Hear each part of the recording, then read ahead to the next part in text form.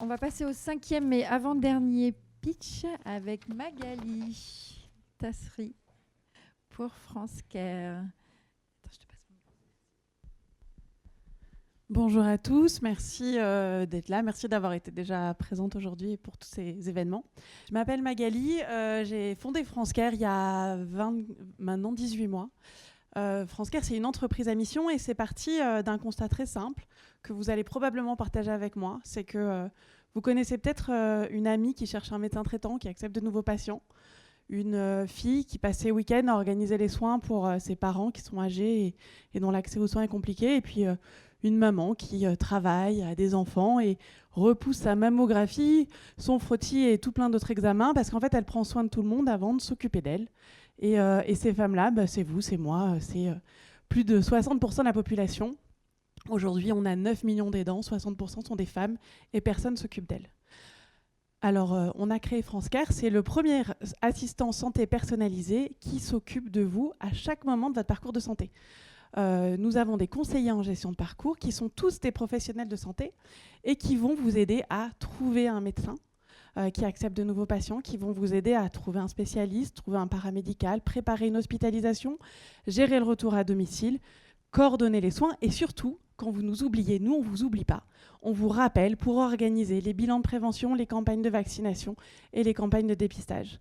Parce que la plupart du temps, vous êtes à peu près d'accord pour aller faire votre mammographie, mais il faut trouver un gynéco, il faut trouver un centre d'imagerie, il faut organiser les rendez-vous. Franchement, c'est galère, vous mettez plus de temps à trouver le rendez-vous qu'à faire le rendez-vous. Donc en fait, vous ne le faites pas, et c'est normal. Voilà. Et sauf que quand vous avez un professionnel de santé de confiance qui vous appelle, qui vous connaît et qui organise le rendez-vous, vous y allez. Aujourd'hui, on a créé une solution universelle qui est accessible à la fois pour les particuliers et pour les entreprises, les banques, les assurances et les mutuelles. Et nous la construisons la plus démocratique possible. Donc en fait, on la commercialise le plus auprès des entreprises à partir de 3 € par mois par collaborateur. 3 € par mois, c'est un avantage en nature monstrueux et un avantage social qui ne coûte pas beaucoup à l'employeur, alors que lui va pouvoir travailler l'absentéisme, le turnover, la marque employeur et la fidélisation de ses collaborateurs. Bien évidemment, on est accessible pour les hommes et pour les femmes, mais comme vous savez que c'est vous qui portez la santé de votre foyer, la plupart du temps, celles qui nous utilisent, ce sont les épouses et les mères et les femmes. Mais bon, ça, dans un monde meilleur, ce sera plus équilibré, mais la réalité, c'est quand même ça. Aujourd'hui, on n'a que des professionnels de santé qui ont construit cette entreprise. On a la chance d'avoir dans nos associés 5 femmes de santé et on a aussi 2 femmes de santé dans le board. Donc on est vraiment porté par la question de la santé des populations au sens large. Et voilà, on est très heureux de la commercialiser activement. On a levé 1,2 million l'année dernière. On poursuit notre préparation de série A. L'enjeu étant de couvrir au moins 2 millions de personnes en 2030. Mais 2 millions de personnes, ça semble beaucoup, mais c'est moins de 2% de la population.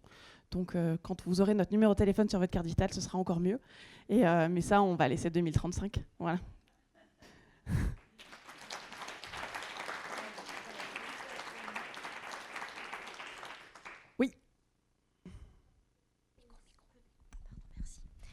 Merci beaucoup déjà, bravo pour ce beau projet. Est-ce que votre application peut être aussi destinée hors entreprise, en fait, à nous toutes qui peuvent être entrepreneurs et pas nécessairement salariés? Merci pour cette question. Alors, la première chose, c'est qu'on n'est pas une application. On est un service avec des humains, avec des professionnels de santé. Donc, vous nous appelez, vous nous envoyez des mails et on vous répond. C'est toujours votre conseiller qui vous connaît, qui va avoir votre dossier, qui va pouvoir organiser vos soins. Demain, il y aura une application en 2027 pour que vous ayez les informations de j'ai rendez-vous tel jour à telle heure. Mais aujourd'hui, on vous envoie les informations par messagerie sécurisée. Donc voilà, l'enjeu, c'est vraiment de travailler le rapport humain. Toutes les études d'Harvard démontrent que quand vous êtes malade et que vous gérez le soin, vous augmentez votre taux de cortisol qui reste jusqu'à 3 semaines élevé. Donc voilà. Et que si vous avez des applications digitales, le cortisol ne descend pas. Alors que quand vous avez un interlocuteur de confiance, le cortisol descend. Donc on a vraiment mis, bien évidemment, on a une énorme plateforme tech, mais par contre, on a de l'humain en front office. Et pour répondre à votre question sur est-ce que vous avez le droit d'y accéder, bien sûr. Aujourd'hui, pour les particuliers, on est accessible à partir de 15 € par mois. Et si vous mettez jusqu'à 7 membres de votre famille, c'est 25 € par mois, donc c'est 3 € par personne. On a vraiment construit la solution la plus universelle possible. Et donc voilà, donc n'hésitez pas à venir nous rejoindre. Voilà. Autre question ? Oui. Quel est le parcours des gestions Merci beaucoup pour la présentation. Quel est le profil des Les conseillers en gestion de gestionnaires? parcours. Ouais.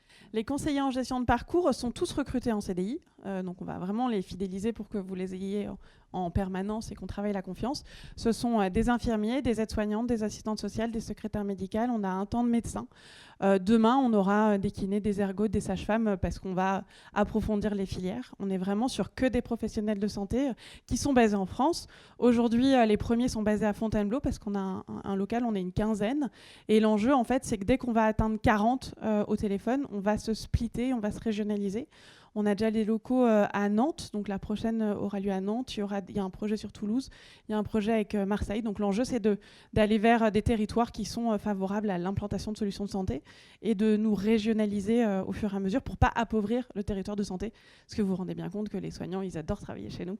Donc, parce que forcément, on travaille en 4 jours, il n'y a pas de contraintes de nuit, de week-end pour faire leur expertise de métier. Voilà. Oui. Bonjour, merci beaucoup pour votre présentation. Question un petit peu naïve, mais comment est-ce que vous pouvez conseiller des professionnels de santé dans les déserts médicaux? Parce que c'est souvent ça la difficulté. Alors, on ne fait pas de magie. C'est une bonne question. On ne fait pas de magie. Par contre, en fait, on est capable de poser des questions que vous ne pensez pas quand vous êtes confronté à des situations de stress. Peut-être 2 exemples très concrets. On a eu un papa qui cherchait un pédopsychiatre à Nantes pour son enfant. Pédopsychiatre qui était parti à Toulon. Pourtant, il y a la mer dans les 2 côtés. Et il nous expliquait que le prochain rendez-vous sur Doctolib, c'était 17 mois. Alors, en cherchant sur Maya, Caldoc, Doctolib, et en travaillant les filtres, on a trouvé un rendez-vous sous 4 mois. C'est moins pire, mais c'est quand même mieux. Et en fait, je lui ai demandé, mais où est-ce que vous habitez? Plutôt au nord de Nantes. Est-ce que vous êtes véhiculé? Oui. Est-ce qu'il y a un enjeu de secteur 1, secteur 2, déconventionnement? Non, à la rigueur, il n'y a pas de sujet d'argent. Ça ne veut pas dire que je vous mets chez celui qui coûte le plus cher, ça veut juste dire que ça m'ouvre le champ des possibles. En fait, je vais trouver un rendez-vous à 25 km au sud de Rennes, en secteur 1, à moins de 15 jours.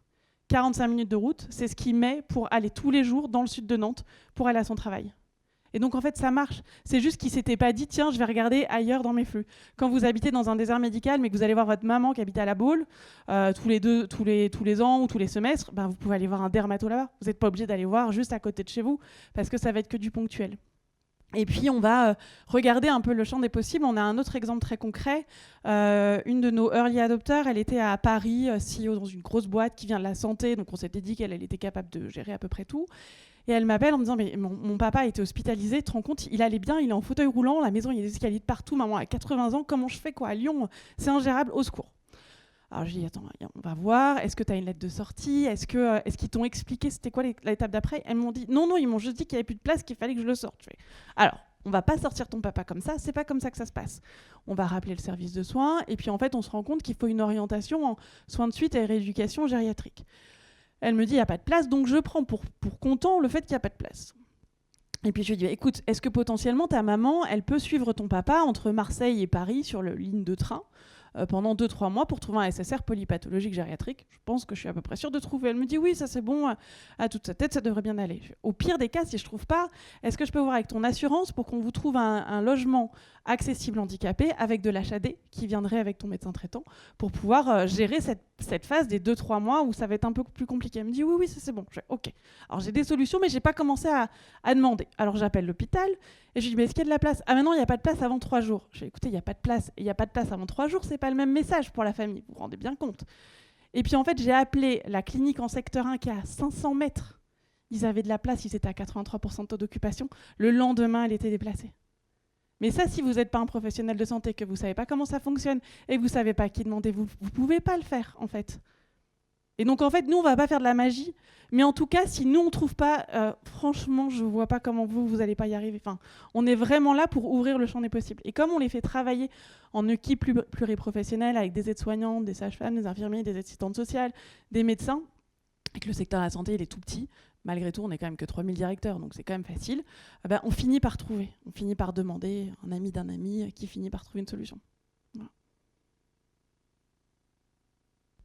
Je vous en prie.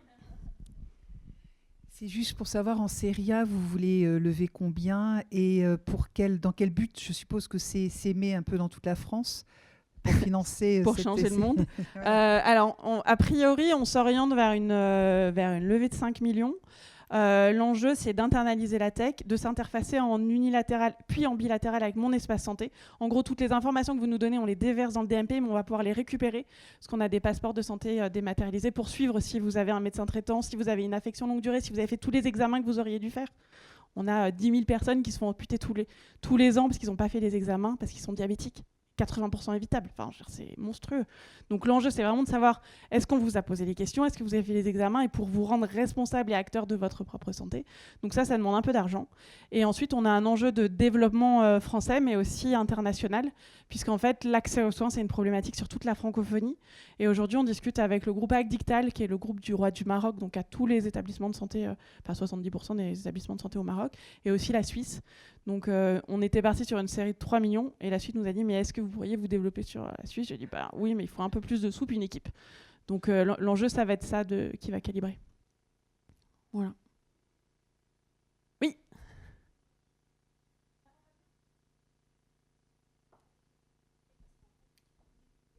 Les administratifs en santé qui connaissent bien le secteur, ils peuvent parfaitement le faire.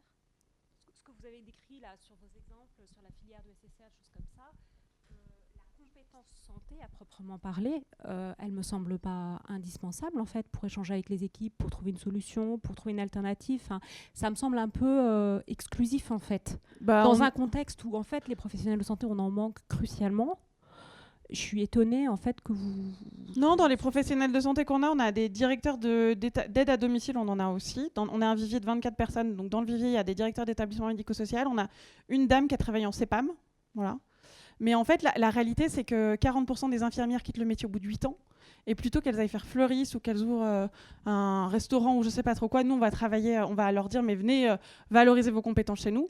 Et on va travailler aussi avec la médecine du travail, parce qu'il y a beaucoup de gens qui sont en inaptitude professionnelle parce qu'ils ont porté toute leur vie des patients. Et de leur dire, mais avec nous, vous avez du matériel ergonomique, vous avez des bureaux assis debout, et en fait, vous exercez votre métier. Donc, en fait, venez profiter, venez exercer chez nous. Et après, on aura aussi potentiellement des patients experts dans certaines filières. Voilà. Et on a beaucoup d'aidants parce qu'en fait, on a une politique RH qui est très novatrice. Et l'enjeu, c'est de valoriser les bas de côté. Vous avez été aidant, vous avez été malade, vous avez une maladie chronique, vous avez été entrepreneur, vous gagnez des points. Ces points-là, bien évidemment, c'est de l'argent en rémunération parce qu'on sait que si vous avez été malade, eh ben, en fait, vous savez bien mieux vous projeter sur ce que vit votre interlocuteur et donc la personne que vous accompagnez. Voilà. C'est bon. Merci beaucoup Magali.